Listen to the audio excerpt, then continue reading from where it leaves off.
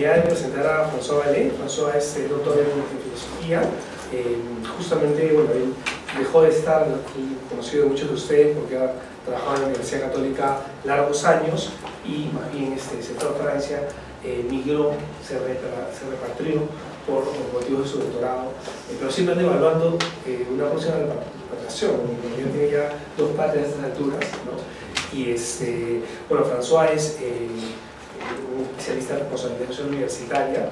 Él es básicamente el hacedor conceptual de la reforma que la PUC sacó adelante para cambiar el enfoque de la proyección con aquel viejo esquema de Darceu y convertirlo en un enfoque de responsabilidad social con el actual esquema de la DARS, ¿no? Que bueno, se ha venido desarrollando en los últimos años. Este cambio conceptual y de gestión es una propuesta que se planteó desde los años 2006, 2007, hasta el cambio finalmente que maduró hacia 2008-2009. Y bueno, François ha dictado diversos cursos en diversas áreas de pregrado y posgrado. Quiere decir que Levi formaba parte del grupo de investigadores en aquel tiempo. No, pero...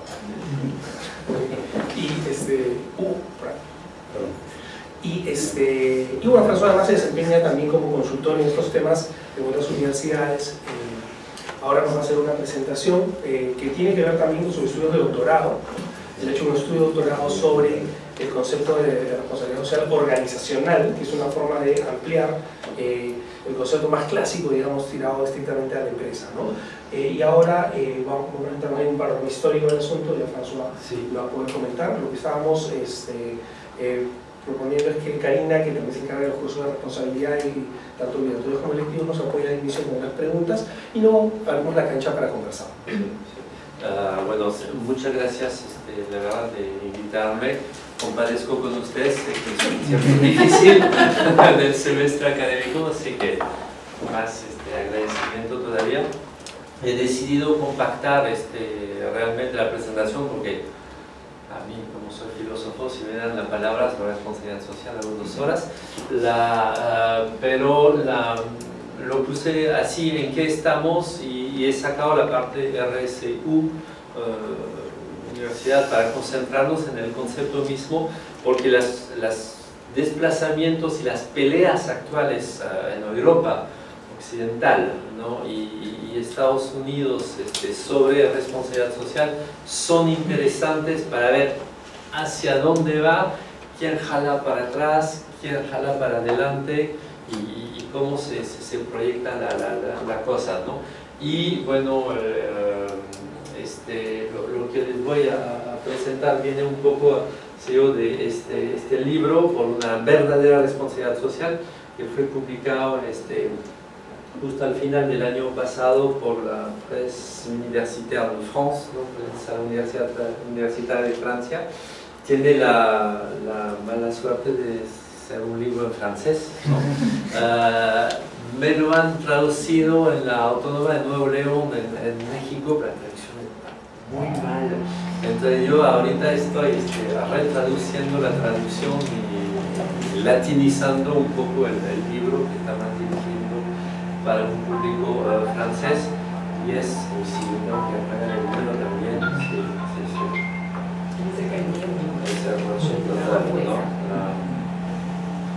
en francés llamamos es un portable, entonces el truco es decir de apagar los insoportables.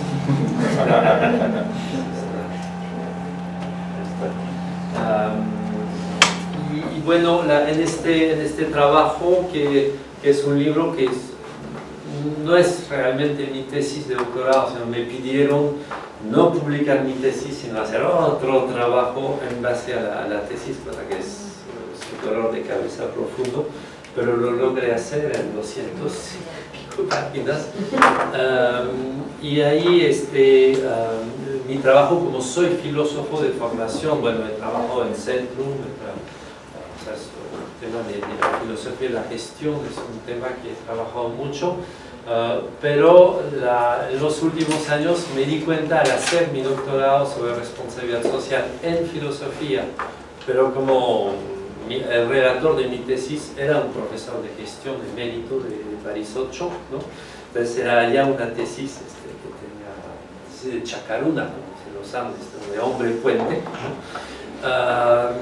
pero me di cuenta que más filósofo me quedo yo, mejor puedo ayudar, porque el problema conceptual es tan fuerte en materia de responsabilidad social que es lo que necesita la gente en este momento, ¿no?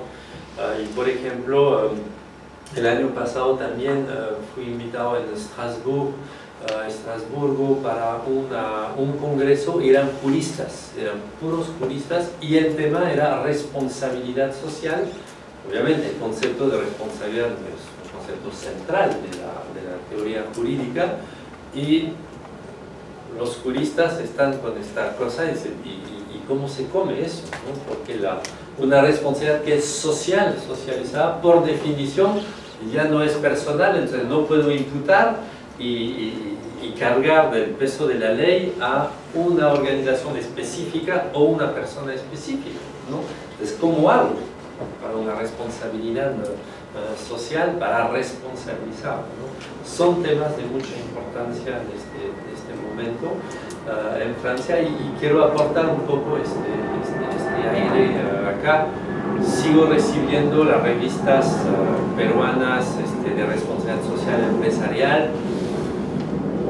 La verdad hay poco adelanto a este nivel. Seguimos hablando más de filantropía, de ayuda social a grupos vulnerados, etcétera, etcétera. El ambiente ahora en Europa es muy diferente, porque obviamente en los últimos años son las ONGs que se empezaron a meter en el asunto y le dijeron, quieren hacer responsabilidad social. Perfecto, vamos a hacer responsabilidad social. Entonces es otro aporte, y van a ver en mi presentación conceptual que hay un efecto de derecha-izquierda que se lee nítidamente en las reducciones que cada uno hace de su concepto de responsabilidad social, como él quiere que se vaya entendiendo. Entonces es una cosa muy dinámica. Esto funciona. Sí, ahí está. Ya, entonces cuatro con la tesis, ¿no? Este manual de primeros pasos que había hecho con dos colegas españoles para el BID en McGraw-Hill, es de 2009, todavía estaba yo en el Perú, y esos dos, un diccionario crítico de la RCE, que fue publicado por Nicolas Postel y Richard Sobel, que trabajan en Lille, la Facultad de Economía de Lille tiene un trabajo muy interesante sobre responsabilidad social. También está la escuela de Montreal, en Canadá, el Canadá francófono, ¿no? Hay realmente trabajos de RCE, responsabilidad social empresarial, muy interesante en este momento, y todos están hacia la perspectiva que llamamos la escuela de la institucionalización, ¿no? Es decir, que la responsabilidad social se vuelva una responsabilidad verdadera, institucionalizada, es decir, soportada por la ley y políticas públicas, ¿no? Ese es el discurso general. Hasta en Brasil están en eso. En el Instituto Ethos, vamos a ver ¿no? Y bueno, mi propio trabajo de ese libro que les presente, ¿no? Entonces, muy brevemente, bueno, el contexto, pongo una sola diapositiva sobre eso. El contexto que tenemos es un desarrollo humano insostenible, ¿no? Si cruzamos los límites de biocapacidad mundial por persona, el índice de la Global Footprint Network, he visto que sus tachos de basura tienen el logo del Global Footprint Network arriba. Me dio mucho gusto porque yo hice el forcing hace unos años para que la Católica se asocie con esa huella ecológica, y si lo cruzamos por el índice del IDH, ¿no? del PNUD, ¿no? Todos los países deberíamos acercarnos a esta zona de sostenibilidad. Pero lo que pasa es que países pobres obviamente están aquí, los emergentes como Perú están aquí, los ricos como Francia están aquí. Es decir, el movimiento mismo de desarrollo evita sistemáticamente la zona de sostenibilidad. Ese es el estado actual. Entonces, más ricos nos volvemos, menos sostenibles nos volvemos, ¿no? Más estamos con un buen nivel de desarrollo humano, más nos alejamos del límite de biocapacidad. Más estamos dentro del límite de biocapacidad, menos índice de desarrollo humano. No logramos todavía esta cosa mágica que es un desarrollo humano sostenible. Entonces somos sistémicamente insostenibles. Esa es la conclusión, ¿no? Y eso lo extraigo de Ignacy Sachs, un gran pensador francés, que dice algo que me parece muy importante porque debemos obviamente trabajar desde la esperanza. Dice que el sistema planeta humano está abierto 2 veces. Primero, todavía tenemos Taita Inti, ¿no? el Sol que aporta permanentemente energía, es decir, el planeta está, y el planeta básicamente está hecho para ser habitable. Entonces, es a nosotros de aprovechar y a nosotros a través del flujo científico permanente. O sea, la historia no está escrita y la idea ahora es de reescribirla, ¿no? Vayan a ver cómo se llama el Ministerio de Economía actual de Alemania. Se llama Ministerio de Economía y de Transición Energética. Eso es una bomba porque son los economistas puros y duros que ahora se encargan en Alemania de la transición energética, que quieren liberarse del carbono, del petróleo obviamente, y de la energía nuclear, etcétera, etcétera, ¿no? Entonces esto va a pedir un flujo científico enorme para aprovechar, como las plantas saben hacerlo, la luz solar y todos sus derivados, ¿no? Directamente. Eso es otra economía, ¿no? Porque otra fuente energética es otra economía, ¿no? Y después es el desafío actual, ¿no? Las soluciones existen. Me encanta esta diapositiva. Las soluciones existen y están, la verdad, que están ya al alcance. Hablamos ahora de economía de flujos en lugar de economía de stocks, ¿no?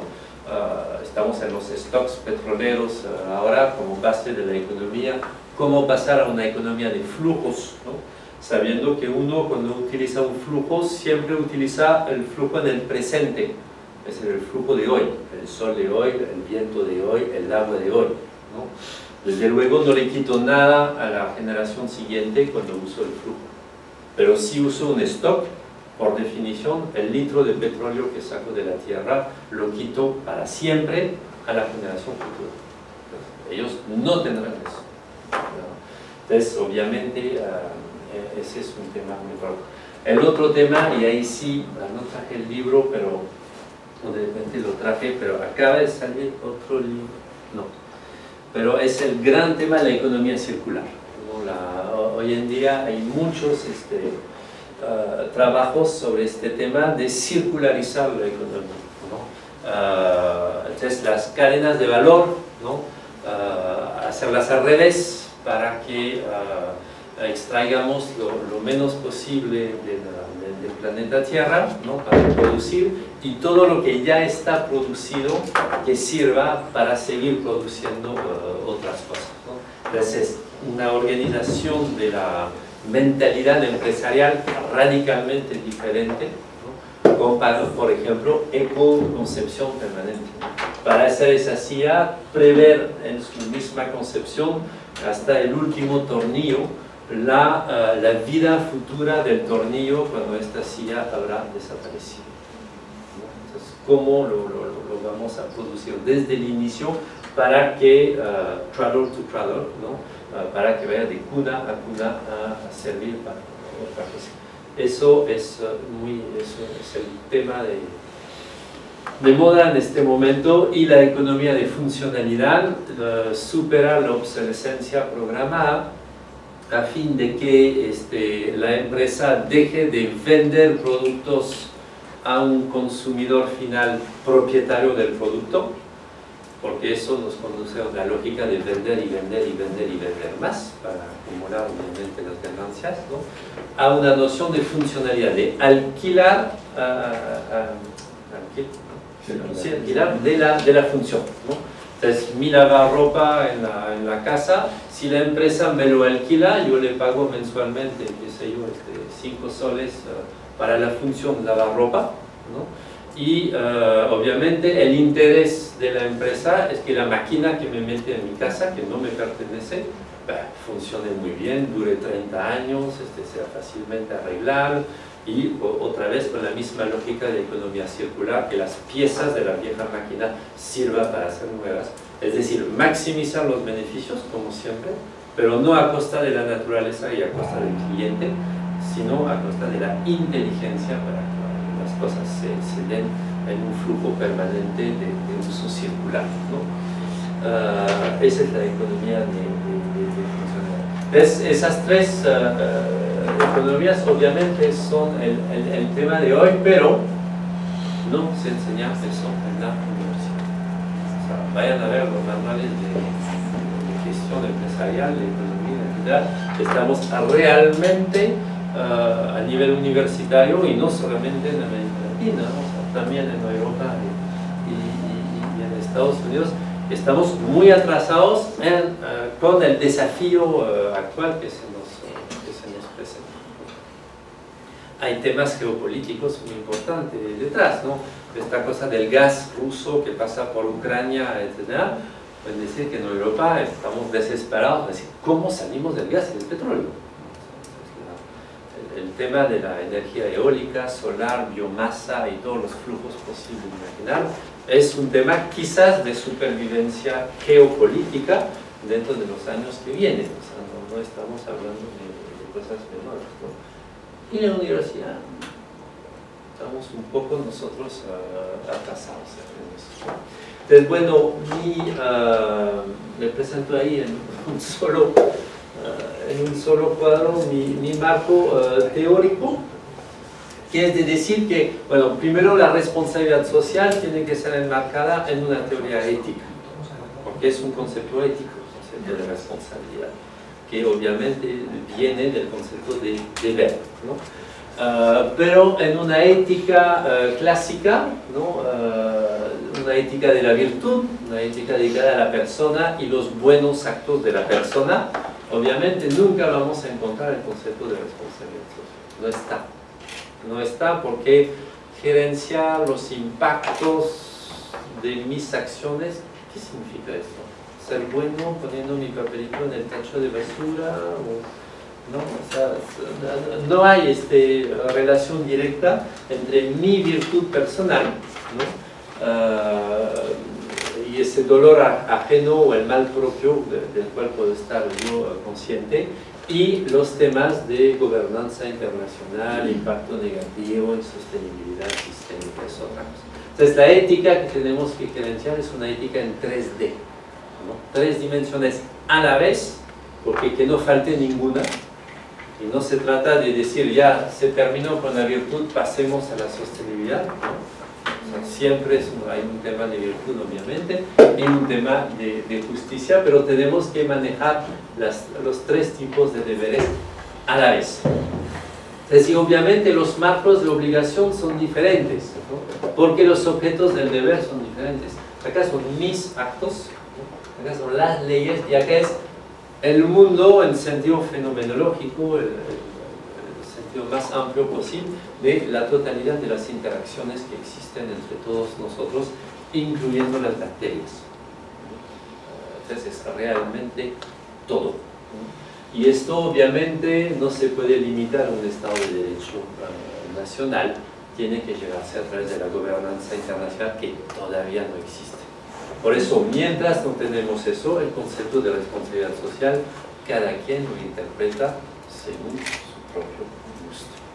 Entonces, el tema actual es hacer que esto vaya a través de una regulación política, vaya cobrando peso institucional entre nosotros los seres humanos en la Tierra.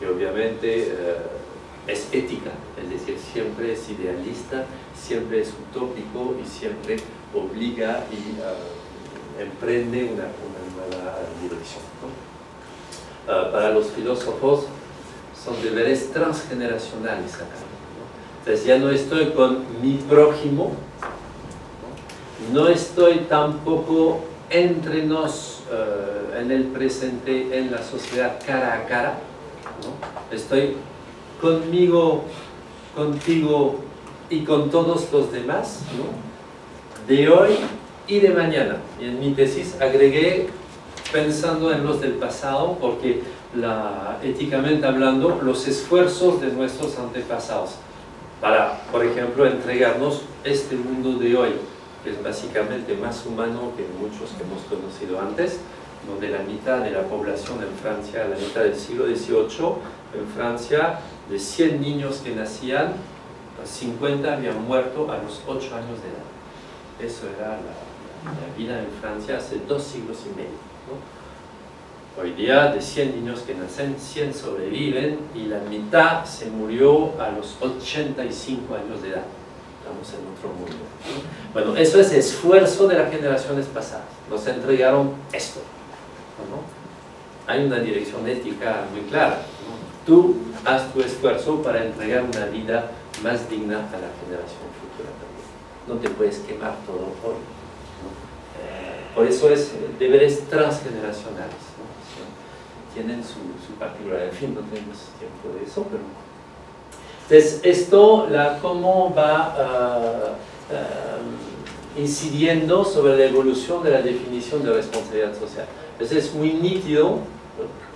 La primera definición, por ejemplo, del libro verde de la Comisión Europea era un compromiso voluntario más allá de las leyes, ¿no? La palabra mágica era más allá, ¿no? Entonces, hay las leyes, yo como empresa tengo que cumplir con las leyes, y más allá de las leyes, ¿no? Yo voluntariamente, y yo me doy otras obligaciones, porque soy bueno, ¿no? Entonces, era una visión moral en sentido de la virtud, esa primera dimensión de ética, y sobre todo no se podían obligar a nadie a ser socialmente responsable. Eso era la trampa de esa primera definición, muy criticada por todas las ONGs, ¿no? Hoy en día, bueno, estamos con la ISO 26000 y la nueva definición de la Comisión Europea, responsabilidad por los impactos. Es la palabra mágica. La responsabilidad social es responsabilidad por los impactos y en el marco de normas internacionales de conducta. Eso lo repite la ISO 26000 a cada rato, lo que nos da una perspectiva mucho más interesante. Primero pasamos de la RCE a la RCO. Todas las organizaciones están comprometidas, ¿no? Incluso obviamente las universidades, ¿no? Y pasamos de una responsabilidad moral, ¿no? Que excluye la responsabilidad jurídica a una responsabilidad colectiva, ¿no? Que exige al contrario ser institucionalizada. Es decir, aquí vemos muy bien cómo la ley puede ayudar a que cada actor se responsabilice por sus impactos, ¿no? Actor individual, actor institucional, etc.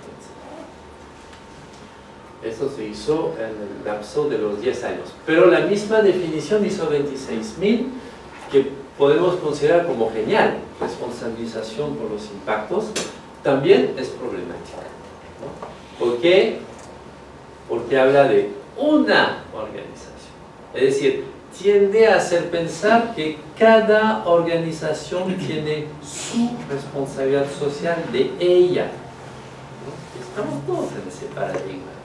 Cuando vamos a aplicar, todos están, nuestra empresa, ¿cómo va a trabajar su responsabilidad social? Ya desocializamos la responsabilidad social, ¿no? En ese gesto de considerar que cada organización tiene la suya, ¿no? ¿Estupor? Sí. ¿Cómo podríamos ser responsables de impactos y ya no solo de actos? Ahí los juristas salen al frente y dicen, es inaplicable su responsabilidad, porque, si tú has cometido un acto, yo te puedo imputar, pero ¿cómo te voy a imputar impactos? ¿Cómo yo me voy a imputar el cambio climático? He venido en avión acá, ¿no? esta conferencia cuesta varias toneladas de CO2. No es mi culpa. Pero si yo sí participo, no me puedo eximir, porque sí participo del cambio climático, pero no me lo puedo imputar, porque yo no soy yo, y si no hubiera venido, igual seguía el cambio climático. Y si me muero mañana, igual va a seguir el cambio climático. Entonces no soy yo, pero soy yo también. ¿Te das cuenta? Entonces, jurídicamente acá hay un enorme problema. Hay un enorme problema, ¿no?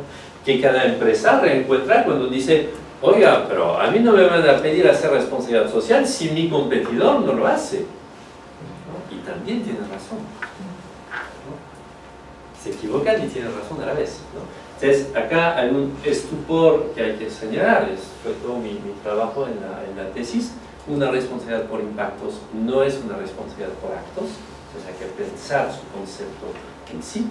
Y horror, falta agregar en esta definición el deber de asociación interorganizacional para que sea realmente una responsabilidad socializada, es decir, entre las organizaciones y no en cada organización. Es la tesis central de este libro. En el primer capítulo yo denuncio que la responsabilidad social, tal como se maneja hoy en día con las certificaciones, ¿no? ISO por aquí, AA1000, SA8000, etc., es una responsabilidad social en solitario. Es decir, cada gerente gerencia su responsabilidad social con sus stakeholders, ¿no? En su empresa para su gestión, ¿no? Pero no estamos en un tema que nos pide la responsabilidad social de cambio sistémico, reorganizando el campo económico, ¿no? ¿Quién se encarga de eso? Nadie. Los liberales dicen, es el mercado que lo va a hacer, déjenlo actuar. Los socialistas dicen, es el Estado que lo va a hacer, hay que imponer leyes, ¿no? Y mientras tanto, esa pelea sigue, pero no avanza la cosa y seguimos siendo insostenibles, social e ambiental. Entonces, ese deber de asociación interorganizacional falta en esa definición. Entonces, ¿qué hace la responsabilidad cuando se socializa? Básicamente hace dos cosas, ¿no? El concepto, todo concepto es un acto, ¿no? Y el concepto de responsabilidad social hace dos cosas. Pasa de la limitación de la responsabilidad a los actos a una extensión hacia los impactos de los actos de las personas y de las organizaciones. Desde luego, pasa de una responsabilidad limitada a los autores a una co-responsabilidad entre los interactores. Ahí está el nudo del problema. Toda responsabilidad social es co-responsabilidad, es entre tú y yo y todos nosotros frente a los impactos sociales y ambientales, pero ahí desaparecemos como autores en un primer momento, formamos parte del cambio climático o del dumping social, legal y fiscal de las empresas por toda la ropa que tenemos puesto, que sin duda, ¿no? Pasa por unos talleres en Asia, en el sureste, donde quizás niños hayan trabajado o la empresa hizo un juego de contable para no pagar impuesto por aquí, para hacer que toda la actividad se fiscalice en Gran Caimán o Mónaco o Luxemburgo, ¿no? O en Wilmington en Estados Unidos, que es un gran lugar. Los españoles son especialistas en meter toda la plata. Wilmington es una pequeña ciudad de Estados Unidos, en Delaware, ¿no? Que es un paraíso fiscal, ¿no? Ahí tienen todo el IBEX de España, ahí tienen sus empresas que hacen negocios allá, ¿no? Entonces, nosotros con nuestras compras hacemos funcionar esta máquina, participamos sin ser los autores de esto, ¿no? Entonces hay un déficit de autoría, ¿verdad? Que es problemático cuando hablamos de responsabilidad. Obviamente la responsabilidad es ¿quién? ¿Quién fue? ¿Quién tiene que encargarse de esto, ¿no? Entonces, esto hace la responsabilidad social, lo que hace que finalmente, ¿qué genera la responsabilidad social? Creatividad política. Ella crea nuevos grupos de actores que se juntan para organizar una corresponsabilidad para el tratamiento de ciertos problemas que son problemas específicos, que son los problemas sistémicos, ¿no? Porque sistémicamente tendemos a sobrepasar los límites del planeta. Sistémicamente tendemos a hacer dumping social, que hace que Europa, la política social se está cayendo en Europa, porque obviamente más vale meter su empresa en Perú que en Francia, ¿no? Etcétera, etcétera. Entonces tendemos a tener la política social de Perú en el mundo y no la política social de Francia. Y les aseguro que no es la misma a nivel de salud, educación, protección legal del trabajador, etcétera, etcétera. Entonces ese es el tema, creatividad política. Desgraciadamente las herramientas actuales de RCE no incentivan este tema de creatividad política. Mi tesis es que mientras no nos abogamos a eso, no vamos a poder ser lo suficientemente innovador para el cambio sistémico que deberíamos imponer. Entonces, 3 responsabilidades básicas, ¿no? Responsabilidad moral, responsabilidad jurídica. Esas 2 tienen la particularidad de ser imputables a autores que se pueden distinguir. Distinguir un autor significa que cuando el juez o mi conciencia moral, ¿no?, atribuye una responsabilidad, la exime los demás, ¿no? Entonces, ¿quién fue? Ah, eres tú, entonces no son nosotros, ¿no? Ese es así funciona la responsabilidad moral y jurídica. Desgraciadamente la responsabilidad social necesita decir, ah, eres tú, entonces están bien todos nosotros.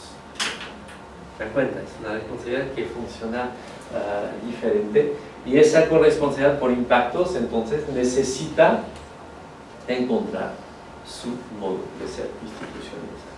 Ese es el problema nuevo, y es un problema mundial, es un problema mundial. Si decimos, no, en realidad son las grandes multinacionales gringas que son los malos, ellos nos organizan el mundo, ellos son los culpables, tratamos con la mentalidad de la responsabilidad moral y de la responsabilidad jurídica, lo que en realidad es una responsabilidad. Claro que Monsanto es más culpable que yo de la pérdida de biodiversidad, ¿ok? Pero no significa que yo no estoy parte de este mundo, no me puedo eximir del mundo, y obviamente no es suprimiendo a Monsanto que vamos a recuperar toda la biodiversidad que hemos perdido, ¿no? Me dejo entender. Entonces, no es un tema específicamente de buscar los culpables, como muchos creen, ¿no?, en el lado izquierdo de la RCE, que bastaría hacer eso. Bien. Entonces la responsabilidad social no se puede entender sin desarrollo sostenible, ¿no? Y nos pide cambio sistémico en el modo de habitar nuestro mundo. Desde luego, si la pensamos como gestión de cada organización en forma solitaria,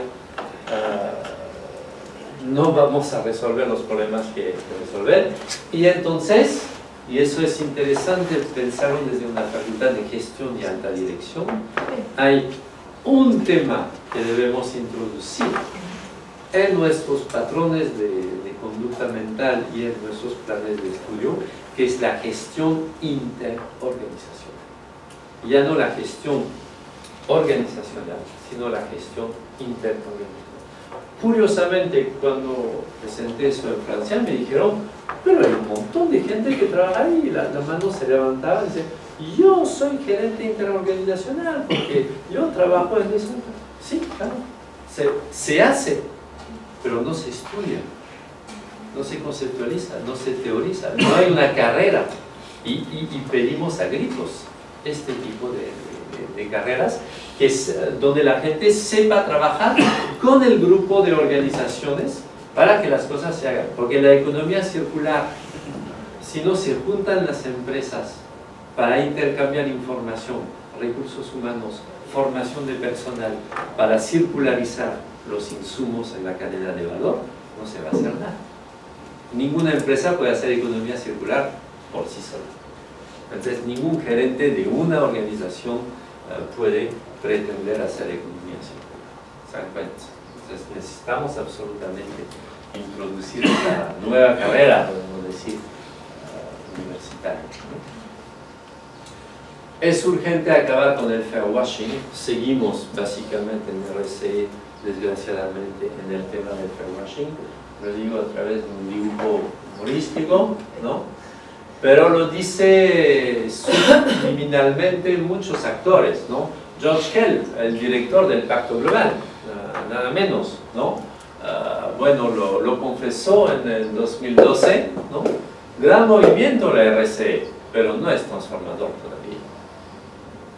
Y no es porque mi empresa está en el Pacto Global que las cosas van mejorando, ni para mí, ni para el mundo, por supuesto. El Instituto Ethos en Brasil, que me parece el más avanzado en el tema, ellos ya hablan de políticas públicas, que no hay responsabilidad social empresarial posible sin paso a las políticas públicas, de que finalmente es un tema político, lo que no significa de gobierno, pero es un tema político que necesita la articulación entre todos los actores de gobierno, obviamente, y los actores del mundo privado, de las ONGs, de las asociaciones, del mundo universitario, etcétera, etcétera, ¿no?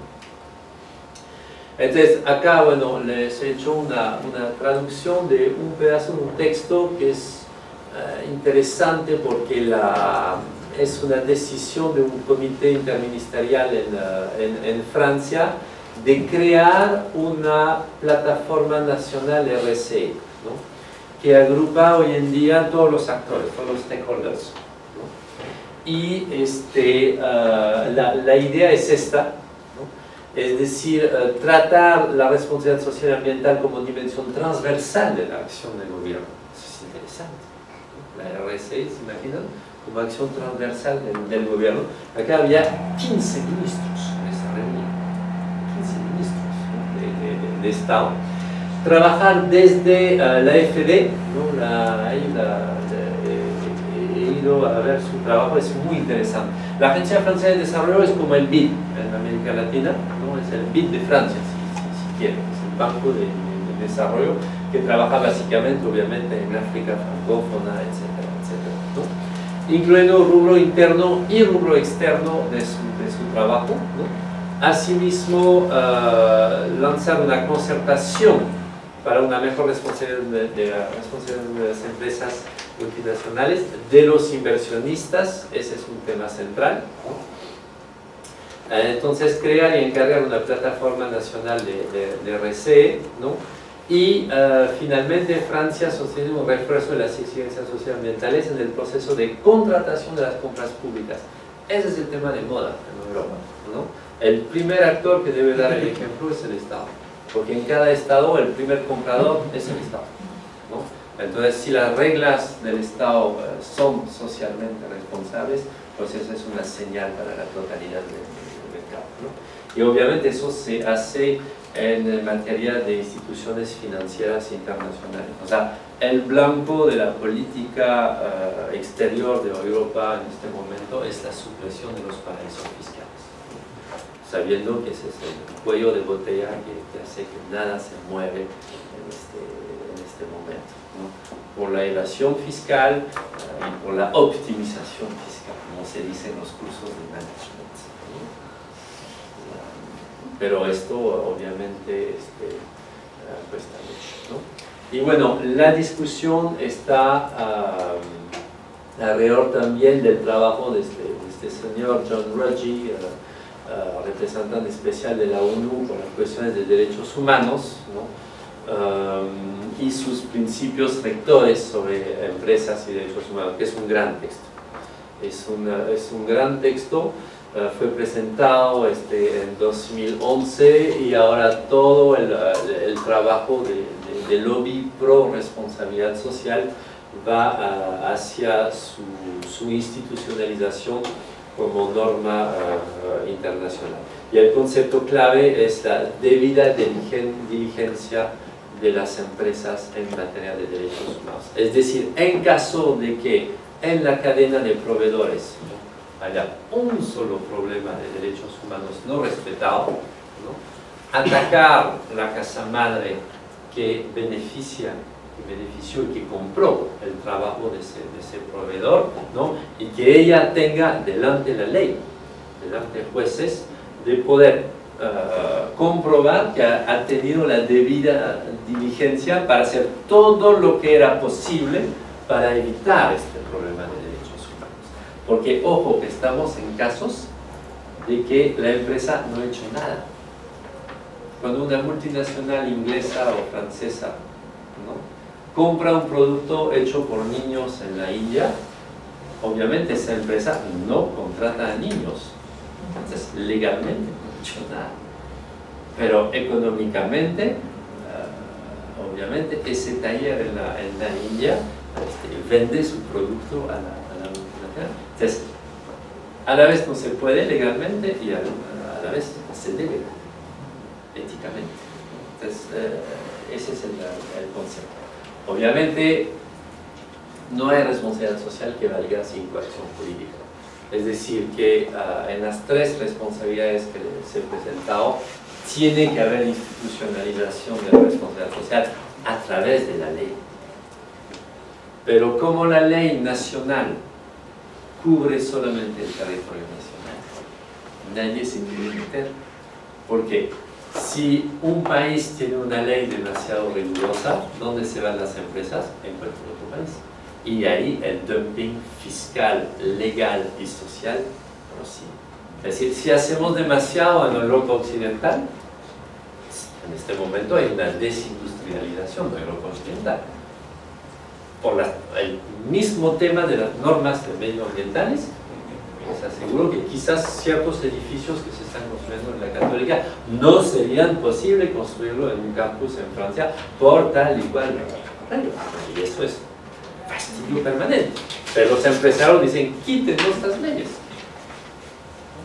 Pero sabemos que si quitamos las leyes, el mercado no arregla todo consisto. ¿Se dan cuenta? Estamos en esa pelea. ¿Tú querías intervenir o...?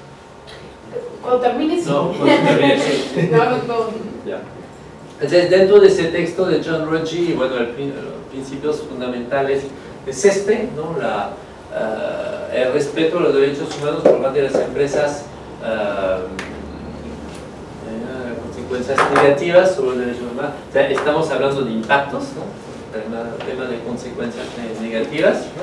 Y lo que me gusta es el comentario, ¿no?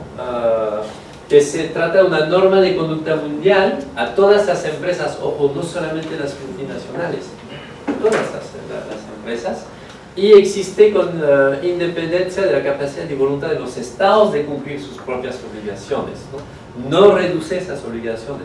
O sea, no me puedo eximir diciendo, como el estado de Burkina Faso no respeta las leyes ambientales, yo haciendo mis operaciones en Burkina Faso no respeto. No tengo por qué respetarlo, ¿no? O sea, no me puedo eximir de eso, ¿no? Y se trata de una responsabilidad adicional a la de cumplir las leyes. Fíjense que no estamos en el discurso de más allá de las leyes, sino responsabilidad adicional a la de cumplir las leyes, ¿no? De protección. Eso es interesante. Entonces el texto sigue ahí, esa responsabilidad. Eviten que sus propias actividades provoquen o contribuyan a provocar consecuencias negativas, estamos en los impactos, ¿no? Y traten de prevenir, mitigar todas las consecuencias negativas posibles y previsibles, ¿no? Incluso cuando no hayan contribuido a generarlos. Ese es el pedazo del texto que hace gritar el jurista positivista, porque acá estamos realmente hablando de una obligación legal por algo que no he hecho. Y es bien difícil de transformar el concepto de responsabilidad para que esto sea posible. De paréntesis, sí, un poco, pero es importante que hagan un puente con la Facultad del Derecho para pensar este concepto. Por definición, multidisciplinario, ¿no? quería hablarles de Olivier Schuster también, ¿no? El relator especial de la ONU sobre el derecho alimentario. Ha hecho todo un trabajo demostrando que finalmente es la agroecología la que da mayor rentabilidad para subvenir a las necesidades de cada pueblo, sobre todo en zonas tropicales, es decir, en zonas pobres, ¿no? Entonces, estamos hablando de nuevos modos más justos y sostenibles de producción. Obviamente, él hizo gritar a Monsanto y toda la industria petroquímica agrícola. Y ahí quería llegar para que vean que mi presentación de las 3 responsabilidades sí funciona para leer el combate político. A la derecha, la responsabilidad social es reducida a una responsabilidad moral, siempre. Los gringos son los especialistas en hacer eso, por si acaso. Que en la ISO 26000 los gringos no querían nada más que se dijera que la responsabilidad social era un deber ético. Eso era la definición que querían. Y no firmaron el texto final cuando la ISO dijo, no, responsabilidad por los impactos. No lo firmaron, ¿no? Entonces, la ejemplaridad organizacional es todo lo que puedo aspirar en esa reducción, ya que soy moral, es un asunto moral. Caigo en filantropía y obviamente riesgo de fairwashing, es todo lo que puedo aspirar. A la izquierda, al revés, me meto en la responsabilidad social como ONG, yo quiero una responsabilidad jurídica, yo quiero culpables, yo quiero poder hacer un juicio a los que no se portan bien. Entonces hablamos de normatividad internacional, boicot, sindicatos, due diligence, etcétera, etcétera, ¿no? Y todo el mundo se olvida de qué en esa pelea, que en realidad la responsabilidad social es corresponsabilidad para cambios sistémicos. Es decir, que lo que necesitaríamos es avanzar hacia realmente innovaciones empresariales, innovaciones tecnocientíficas y asociaciones intersectoriales para manejar mejor nuestro mundo. Mientras estamos en esa pelea, finalmente hacemos pantalla a este tercer concepto. Entonces, ¿cómo funciona eso conceptualmente? Funciona así. Funciona lo que les decía, una ética en 3 dimensiones. La dimensión de la virtud, ¿no? Para cambiar la forma de llevar el negocio. La dimensión de la ley para poner límites al negocio, ¿no? Y la dimensión social.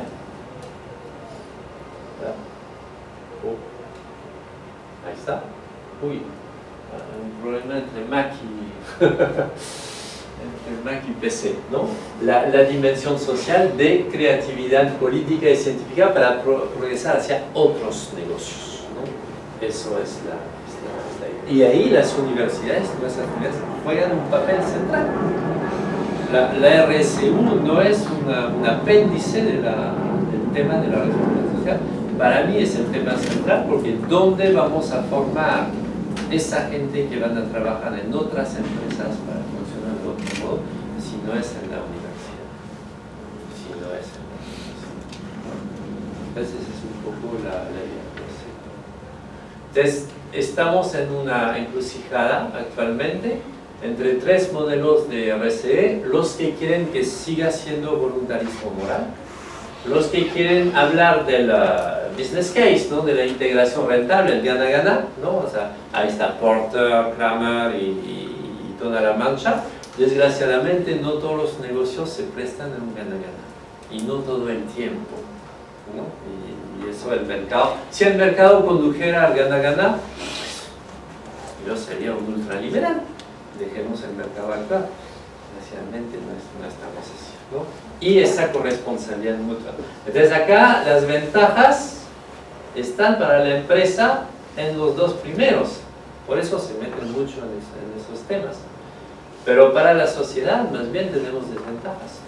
Mientras que en la tercera se invierte un poco la cosa. La sociedad está en más ventaja, pero la empresa empieza a perder. Entonces obviamente no les gusta mucho, ¿no?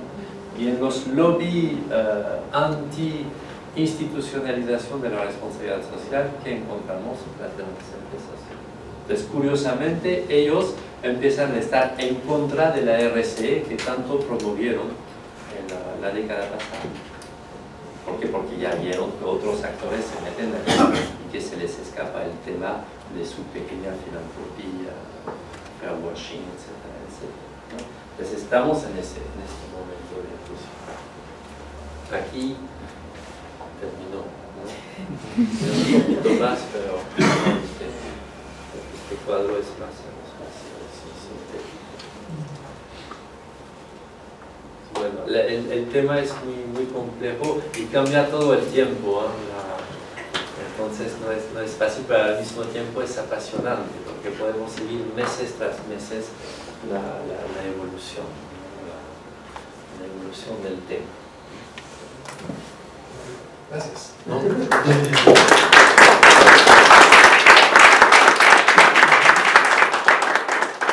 Ahora empezamos a conversar un poco y también nos iban a apoyar con el inicio con unas cuestiones. Sí, bueno, hola a todos, muchas gracias François Levi por la invitación. Me parece súper interesante el enfoque. Definitivamente hay sí un cambio en la concepción de una responsabilidad que tiene que ver con los impactos que generan las acciones, decisiones, acciones de una organización, cualquiera que sea, y cómo esto se incorpora en la decisión o en la cotidianidad de una organización, cómo esto se hace posible en la gestión de lo cotidiano, en realidad. Y yo tengo dos preguntas.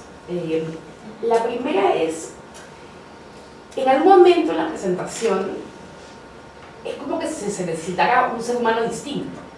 O sea, no solamente plantear la premisa de, digamos, cómo es que las organizaciones hoy miran la economía o cómo pueden incorporar esto desde su racionalidad y cómo se hacen viables, pero también como ser humano también plantea la premisa de que tenemos que ser también diferentes y si eso es posible. Un ser humano que piense en mí, perdón, piense en mí distinto. Cuando hablas de la economía cíclica, circular, perdón. La economía circular. Y me acuerdo que leí de Paul Hawkins, Ecology of Commerce, que fue muy interesante. Y por ejemplo, tener estas cadenas de valor que digamos varias empresas o varias organizaciones utilicen plataformas similares para generar sus productos, sus servicios, también corresponde a una persona o un ser humano diferente. Entonces, esa es mi primera pregunta. O sea, ¿cómo calzamos esta visión con los seres humanos que hay actualmente? Y lo segundo es, perdón, que habemos actualmente, que somos. Y la segunda pregunta es, yo trabajo mucho con empresas que, claro, que me llaman y me dicen, ya, quiero hacer un plan, un proyecto, algo de responsabilidad social, ¿no? Entonces yo digo, oye, pero antes de hacer, lo que hay que hacer es replantear no cómo gastas tu plata, sino cómo la generas. Porque, digamos, la pregunta es ahí, ¿no? No es cómo la gasto, sino cómo hago lo que hago y cómo eso que hago debe ser hecho correctamente. La pregunta es hasta dónde llega esa responsabilidad. O sea, ¿cómo pueden asegurar eso? Hoy con las cadenas además de valor extendidas es mucho más complejo. Porque claro, tú tienes el monstruo de Zara, y monstruo no me refiero por ad hominem, sino simplemente por lo grande que es, que claro, no tiene, digamos, gente mal pagada en España, pero tú vas a Argentina, ni siquiera te hablo de África, te hablo de Argentina, y encuentras talleres con trabajadores para niños de 14 años, donde duermen en un lugar donde trabajan. Entonces, ¿hasta dónde llega tu responsabilidad y cómo puedes asegurar esa responsabilidad? Es lo que ya yo me comprometo con esto, pero ¿cómo lo aseguro?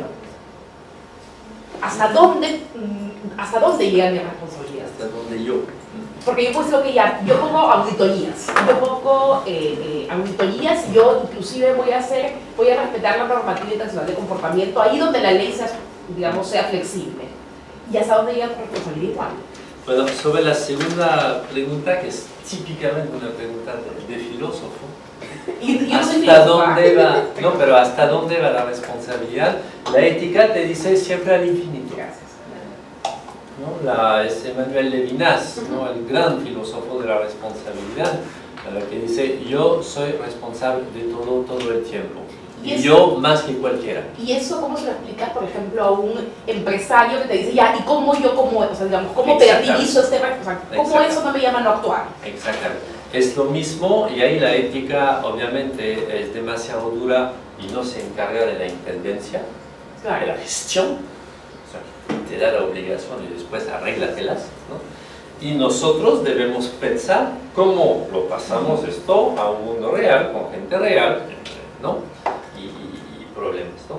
Ahí el texto de John Ruggie responde bastante bien a esa pregunta.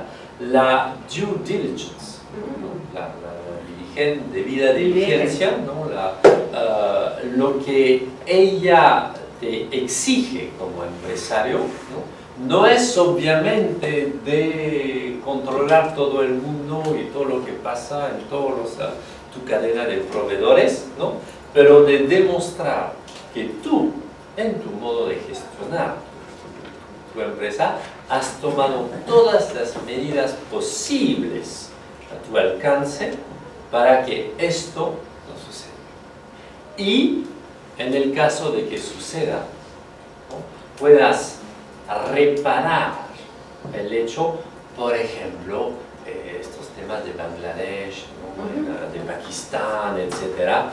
Si hay que indemnizar familias de madres muertas en un incendio y que yo me llamo Sara y que yo gano millones anuales por la venta de esas prendas, que yo voy a dar $2.000 a los niños de esa familia, de esa obrera, no es gran cosa, ¿no? Entonces, me comprometo a eso.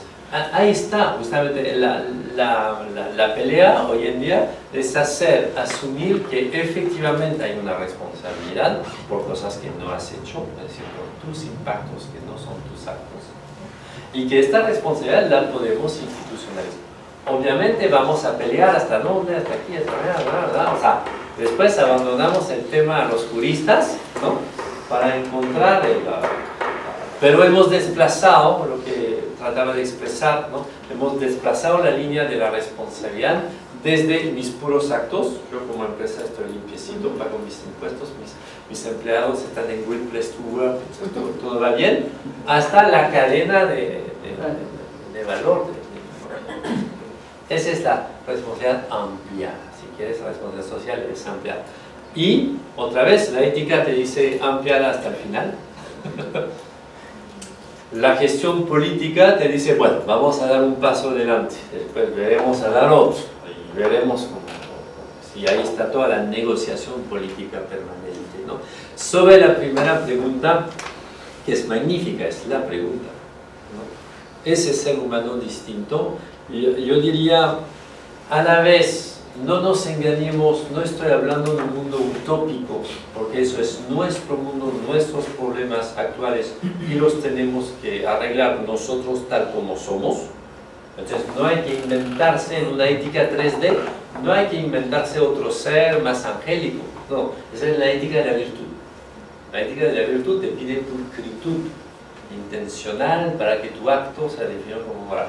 En una ética 3D, bueno, hay el tema de la pulcritud, la buena voluntad, pero también el tema de la justicia, entonces de la negociación política por los derechos humanos, y el tema de la sostenibilidad, entonces de la inteligencia, para que el mundo de hoy no vaya destruyendo la dignidad del mundo de mañana, ¿no? Entonces, esto pide un montón de competencias, ¿no? Pero no hablamos de otro ser humano, sino de este ser humano con nuevas competencias. Por ejemplo, ser capaz de sentir aquí y ahora, a la vez de ser consciente de sus actos, te estoy hablando, ser consciente de sus impactos. ¿no? Estoy hablando de una sala que hay electricidad, entonces electricidad donde se produce en el Perú, hay una repisa acá, hay agua que cae, etcétera, etcétera, ¿no? Consciente de mi mundo. Eso, en mi tesis, el pobre quechua que conozco lo usé bastante. Lo usé bastante porque en idioma quechua hay dos pronombres personales para la primera persona del plural, para el nosotros. Hay nocanchis y nocaico, ¿no? Nocanchis es nosotros todos y todos los demás. Es un nosotros incluyente. Y nocaico, no, es nosotros nomás, pero los demás no. Y esta distinción me parece genial para pensar la responsabilidad social y responder a tu segunda pregunta, ¿hasta dónde? Mientras estamos en el nocaico, nosotros nomás, estamos mal. Entonces es un nocanchis, ¿no? Pero la organización del paso del nocaico al nocanchis, ese es el tema político. Ese es el tema político.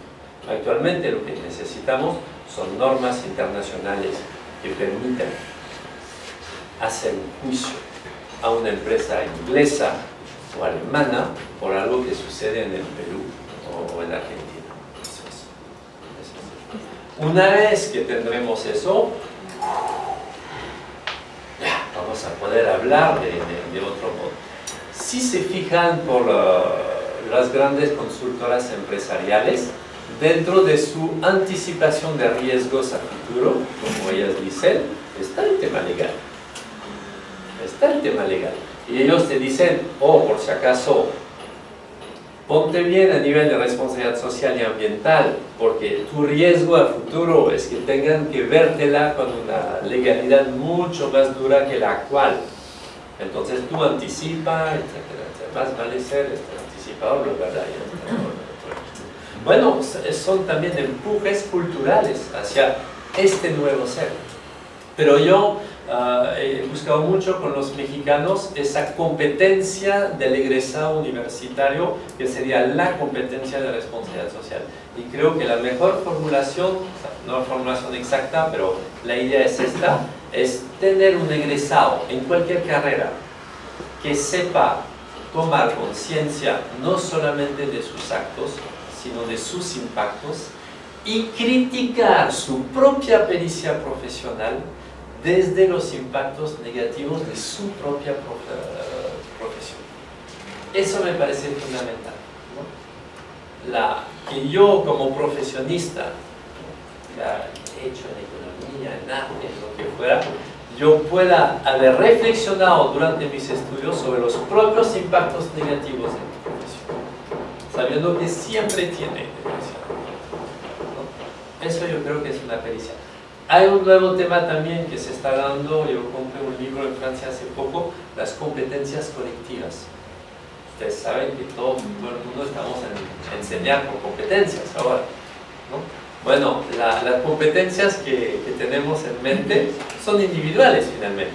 Me voy a juzgar mi estudiante por sus competencias adquiridas durante sus estudios. No, señor, también deben ser colectivas. Entonces, ¿cómo pensar mi grupo de alumnos en mi asignatura de tal modo que no dé solamente notas a cada uno de los alumnos, sino también a la dinámica que logremos hacer como grupo, dando, por ejemplo, trabajos finales grupales, que todo el salón haga un proyecto, ¿no? Y que todo el salón redacte el informe final de todo el proyecto y yo evalúo ese proyecto final. Y más bien me llamo a la gente que beneficiaron del proyecto para que ellos den la nota. Así que la competencia colectiva hace depender de gente fuera de la universidad, etcétera, etcétera. Se puede imaginar un montón de cosas. Yo estoy viendo que nuestro gran problema a nosotros los universitarios que sí queremos avanzar en este momento es la noción de asignatura. Nos asignan como profesor asignaturas que nos asignan en un salón de clase a dictar a un grupo determinado una asignatura, ¿no? Y eso es fatal. Todos hablamos de transdisciplinariedad, pero la misma asignación, ¿no? de curso habla en nosotros. Estamos muy mal organizados para circularizar el saber. Nosotros. Y por ejemplo, un profesor de responsabilidad social, en lugar de tener una asignatura de responsabilidad social, debería pasarse por todos los cursos que tienen que ver con la responsabilidad social, a dictar 2 horas y a ver con el profesor encargado del curso cómo le metemos el tema en tu curso de marketing, en tu curso de teatro, en tu curso de artes plásticas, ¿no? Que usas material químico, qué sé yo. Y ahí sí podríamos hacer un gran trabajo. Se dan cuenta que lo interorganizacional también es el interprofesoral, ¿no? O sea, inter. Sí, quería conversar un poco sobre lo que como yo entiendo es la perspectiva del mercado para la adaptación. ¿Qué me refiero? O sea, ¿qué sucede cuando es posible, por ejemplo, medir de manera bien exacta los impactos de una acción, los impactos de una producción? Se internaliza los costos de mitigación y eso se ve reflejado en el precio, ¿no? Entonces, y además se brinda, digamos, información completa al consumidor, ¿no? Entonces, esa situación no generaría, digamos, una posibilidad de innovación en la producción y además también, digamos, leyes que obliguen a dar información completa. Claro. No sé qué, digamos, cómo... Ahí tenemos que ir, porque cuando dices al empresario, bueno, ahora vas a internalizar tus externalidades, los costos de mi producto final, entonces yo pierdo mis nichos de mercado. Así es, ¿no? Lo que pasa es que la resistencia es ideológica, porque ¿quién necesitarían los empresarios que quieren hacer responsabilidad social? Justamente que haya leyes. Porque si la ley te obliga a internalizar tus externalidades, ya todo el mundo lo tiene que hacer. Entonces no tengo miedo de que el competidor irresponsable gane por mi responsabilidad. Pasaría un poco el tema un poco más hacia la perspectiva, según lo que has explicado, de la responsabilidad jurídica. La responsabilidad social, digamos, ¿dónde quedaría entonces la responsabilidad social? Es que la responsabilidad social es la gestión de los impactos que nosotros, los seres humanos, generamos por emergencia sistémica de nuestros modos de vivir. En el margen del proceso de adaptación. Sí, es social la responsabilidad social. Y, ¿sabe? La definición de la sociedad es obra humana sin autor. Ahora, ¿Okay? Entonces, la responsabilidad jurídica, nutrida por esa responsabilidad social inspiradora, transforma las leyes de tal modo que la estructura misma de convivencia entre los seres humanos vaya disminuyendo los impactos negativos. La responsabilidad social sería una suerte de transición. Exactamente. Exactamente. Por eso la defino como creatividad política. Es una responsabilidad que crea política, en el sentido noble de la palabra polis, que crea una nueva manera de habitar entre nosotros y de entender cómo debemos convivir juntos. Eso es la responsabilidad social. Entonces es responsabilidad de la sociedad. Me vas a decir, la sociedad no es nadie. Ese es el problema de la responsabilidad social. Como no es nadie, pero al mismo tiempo somos nosotros, debemos corresponsabilizarnos por los problemas. La respuesta de izquierda fomentada en el siglo XIX y XX es: todo es una lucha de clase y desde el gobierno popular vamos a poder resolver dando las buenas leyes a través del Estado. La respuesta de derecha es: no, todo es un asunto sistémico del mercado y el mercado se autorregula y van a ver que va a mejorar, ¿no? Esas dos respuestas, desgraciadamente, tienen una parte de la solución, pero una parte no más. A mí la economista que me parece la más brillante e inspiradora de ese momento, la premio Nobel, es Elinor Ostrom. Elinor desgraciadamente se murió. Y se murió demasiado joven, pero sus trabajos de econometría, muy serios, ¿no?, han demostrado que a veces para ciertos problemas de gestión de bienes comunes, a veces funciona mejor el mercado, a veces funciona mejor el Estado, Y a veces funciona mejor la asociación, las alianzas entre los mismos productores, ¿no? Si empezamos a tener esa mentalidad, ya no ideológica, de defender el liberalismo, de defender la sociedad, sino realmente pragmático, de gerentes, de managers, ¿no? Decir, bueno, ¿cómo gerencio eso? A esto no me va, entonces abandono, pero esto me va mejor, entonces lo tomo, ¿no? Con ese espíritu pragmático vamos a poder avanzar muchísimo, muchísimo. Y efectivamente en este momento de nuestra vida planetaria, el gran faltante son las normas internacionales. El gran faltante es eso, que permite a las empresas que son nómadas desde el siglo XX de elegir la ley que quieren. La ley, el marco jurídico se ha vuelto un bien transable para las empresas. Entonces, a ver, ¿dónde produzco? Acá. ¿Dónde cobro? Acá. ¿Dónde vendo? Allá. ¿Ok? Y cada vez que se me va mal, mi primo trabaja en Suiza, en un banco.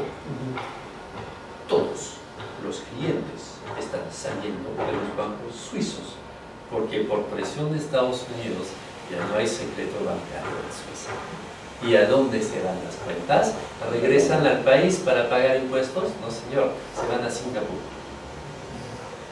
Si quieren hacer negocio, vayan a trabajar de banqueros en Singapur. Están llevándose todo el dinero de Suiza, se va a Singapur.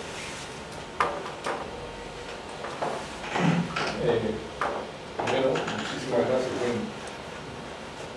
Bien productiva para mí Muchas gracias. Ahora, Fíjate muy bien. Sí, no, pero Gracias. Lo siguiente, o sea, me queda claro de que este tema de la responsabilidad social, tal como está definido acá, no es un tema que corre a nivel individual, no es un tema que corre a nivel interpersonal, social, sino que tal como está definido es un desafío transgeneracional. ¿Okay? Y ahí sí viene mi pero, o sea, me quedo bien frustrado, ¿okay? Porque creo que no es tanto un problema de saber cómo, también tengo las mismas inquietudes de tiempo, ¿no?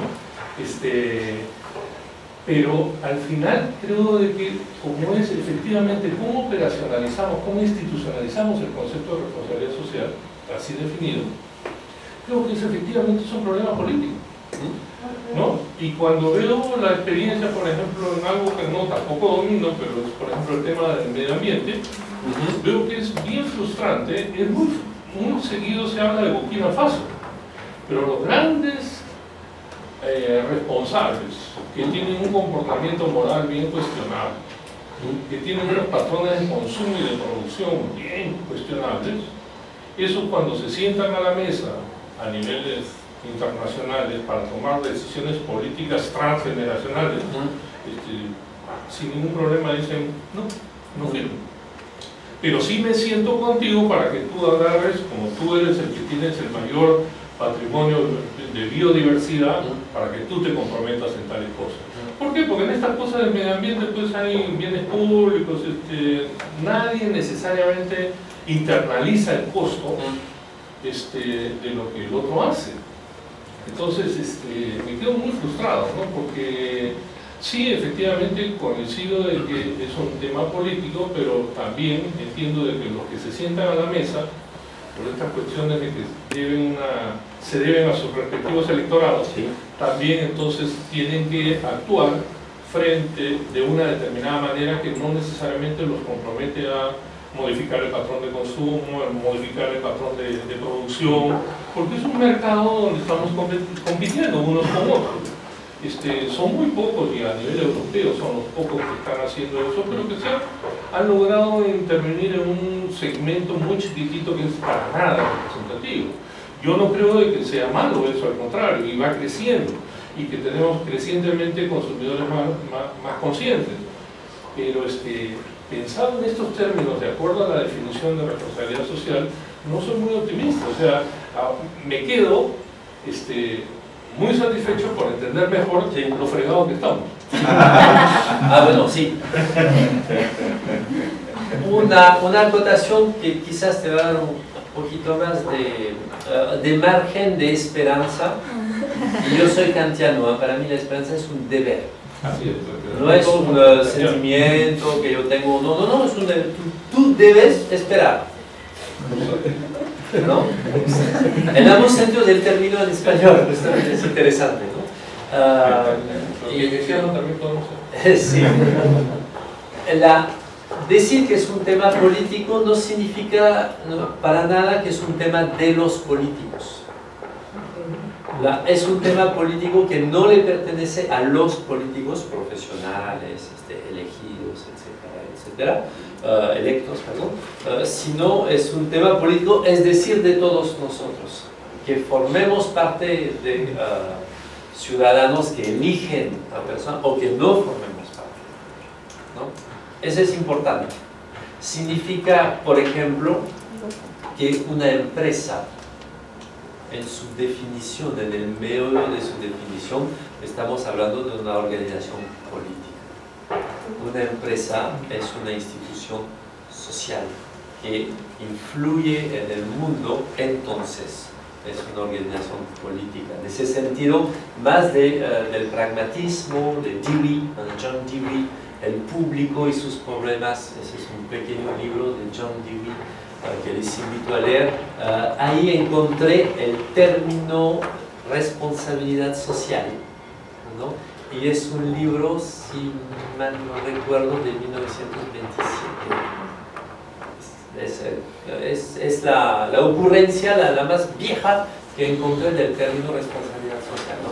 Pero también los filántropos del siglo XIX, ¿no? Por ejemplo, los que en Francia inventaron a las cajas de ahorro, cajas de pan de Francia, eran tipos muy adelantados sobre, no la filantropía como la conocemos acá, ¿no? De la ayuda al pobre en su pueblo joven, dándole cuadernos para el colegio, sino realmente trabajar sobre un cambio estructural de mejora social, ¿no? Entonces, eso, ¿no? Yo creo que lo que puede salvar la democracia, porque está en riesgo la democracia, está realmente en riesgo. La subida de la extrema derecha en Europa Occidental, no lo tomen como un tema marginal de los europeos, es un problema mundial. No se equivoquen que siempre cualquier guerra mundial empieza en Europa. Somos los más guerreros y peligrosos del mundo, ¿no? Entonces, hay que verlo con mucho cuidado. Pero yo creo que para salvar la democracia hay que democratizarla. Y la participación de los actores diversos, ¿no? Alrededor de mesas de concertación muy grande es fuerte. Ahora, los que se sientan en la mesa, sí, están como tú dices, ¿no? Y hay mucha frustración. Pero también hay otros actores que empujan detrás y en la mesa se van sentando nuevos actores, ¿no? Y ese campesino de Burkina Faso, si él tiene poca responsabilidad con el cambio climático, la pérdida de biodiversidad, quizás tiene buenas respuestas y se tiene que sentar en la mesa. Pero eso es una corresponsabilidad. No sé si ya lo entender, ¿no? Yo sé que es poco lo que te estoy diciendo, pero ese poco es nuestro destino humano, ¿no? Piensa, no sé, te tomo otro tema, la igualdad entre hombres y mujeres, que es un tema no terminado, ¿no? Lee los filósofos del siglo XVII y XVIII, todos estaban persuadidos que el hombre tenía alma, la mujer no sabía, ¿no? Y que de todos los asuntos filosóficos era un tema de hombres, ¿no? En 2 siglos hemos avanzado muchísimo, ¿no? Entonces, si no nos quemamos en el siglo XXI, pues si es posible, podemos avanzar. También está el tema del peligro. El peligro hace avanzar Homo sapiens, ¿no? Pero aquí el peligro, ojo, es sistémico. La sobrevivencia. Una guerra nuclear es terminal, ¿no? Entonces debemos tener mucho cuidado con dejar que las cosas vayan empeorando pensando que la dialéctica negativa, ¿no es cierto, Levi? Nos va a resolver el tema. Mucho cuidado con eso. A ver, futuro egresado, si sale con un discurso como el que tú estás planteando ahora último, con el cual yo particularmente comparto, ¿no? Si un egresado sale con ese discurso a un futuro empleador, ¿no es cierto? Va a decir, este egresado es un poco romántico, ¿no? O sea, no me sirve a mi organización en la cual yo quiero ganar.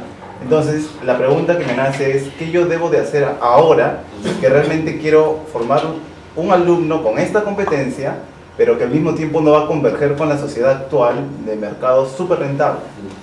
Mira, yo no veo futuro en el Perú. Yo, la verdad, yo estoy muy preocupado por las bonanzas y las riquezas y las buenas cifras macroeconómicas peruanas. Porque yo no veo una buena redistribución, etc. Ah, sí, yo sé, en Ayacucho hay mucho más uso de tarjetas Visa, etc. O sea, estoy al tanto de todo eso, ¿no? Pero miremos esta realidad, no estamos en buen camino. ¿Y por qué te digo eso? Porque yo creo firmemente que en un país mega diverso, cultural y orgánico como el Perú, el futuro está en la economía circular. El futuro está en la economía de flujos, el futuro está en la economía de funcionalidad que va a permitir rebajar muchísimo los precios, ¿no? Porque cuando ya no adquieres como tu propietario las cosas, sino que las alquilas permanentemente para un servicio permanente, ya no tienes que tener créditos en el banco, ¿no? como antes. Entonces, es una economía para pobres. Ojo, la ecología es una economía para pobres. Y en serio, yo creo que ¿qué debes hacer? Hablarles de economía circular, hablarles de cadenas de comercio justo, hablarles de todo eso. Y yo he visto en el MBA en Centrum, vete alumnos, profesor, comercio justo, pero nunca nadie me había hablado de eso. Es genial, voy a hacer mi trabajo de fin de estudios sobre cadena de comercio justo. Después los profesores me miraban mal, ¿no? En el comedor. Yo comía así, ¿no? Pero no, digo, eso es importante. La palabra que a mí me parece mágica y que le gusta a los empresarios es la palabra innovación. Si dices la responsabilidad social es esto, ya, son costos, ¿no? Si dices la responsabilidad social es esto, son riesgos, ¿no? El gana-gana de Porter, eso sí que es utópico e idealista. A veces sí funciona, ¿no? Pero no todas las empresas son Ben & Jerry's. No todas las empresas. Ni todos los helados pueden ser Ben & Jerry's para venderse, ¿no? Y Ben & Jerry's se vende en Francia porque allá podemos pagar 3,50 € el helado, ¿no? A ver, 3 € en soles, no sé cuánto. 12 soles. Bien, pero esto sí es simpático, ¿no? Innovaciones, asociaciones intersectoriales, ¿no? Yo creo que para mí un gerente de RCE salido de la Católica en su empresa peruana, hoy en día debería tener ese discurso de la innovación primero, ¿no? Entonces hagamos negocios, otros negocios, ¿no? Y debería tener el discurso de la asociación intersectorial, ¿no? De ser capaz de convencer al dueño de la empresa que asociándose con estos a menor costo vas a conocer un know-how que le permita, etc. Lo que pasa es que somos todos autistas. Estamos centrados, asignados, ¿no? La asignatura, ¿no? En nuestro pequeño negocio personal, tratando de maximizar aquí. Y esa maximización aquí es una minimización allá. Pero yo creo que sí es posible de vender esa tercera idea que puse en verde, por gusto, de la responsabilidad social como agronegocios, ¿no? Agroindustria, ecoindustria, hay un montón de cosas por hacer, muchísimo. Y trabajando con los que más lo necesitan. La verdad, seguimos con los mismos problemas que en los años 90. Claro, con Gastón Acurio, con un restaurante 5 tenedores en cada esquina de Lima, pero no, mucha burbuja. Sé que mi departamento en Barranco ha triplicado de precio, pero eso se llama burbuja, ¿no? Siempre hay un momento. Por si acaso, ahora hablamos de economía gaseosa, ¿no? Se habló hace un tiempo de la economía líquida, ¿no? Era mucho más difícil, pero ahora son gases, ¿no? Son buzz, son burbujas, son controlar gases. Eso es verdad.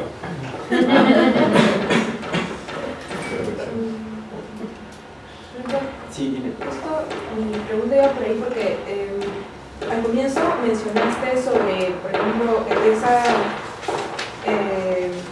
lo que era, por ejemplo, esa economía de vender, por ejemplo, esa lavadora que te dure 30 años y que la empresa se dedique a darte como un servicio de mantenimiento, que todo esté perfecto, como un contrato, sí. ¿no?